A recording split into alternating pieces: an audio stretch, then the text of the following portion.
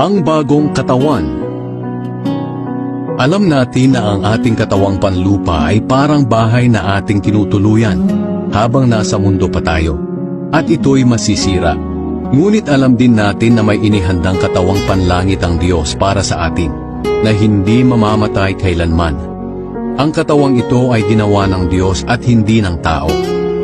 Dumaraing tayo sa ngayon, dahil pinananabikan nating maisuot na ang katawang panlangit.